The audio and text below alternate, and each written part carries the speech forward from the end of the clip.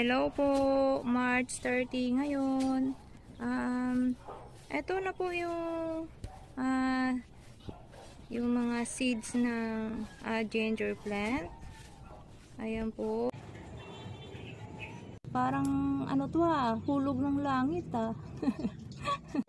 Okay. Ang cute yan talaga. Subaybayan pa natin ito sa mga susunod na araw. Ayan. April 26 ngayon. O April 27 ngayon. O May 1 ngayon. May 17 ngayon. May 20 ngayon.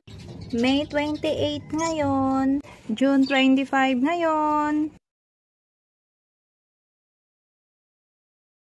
August 9 ngayon.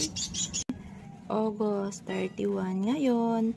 September 1 ngayon.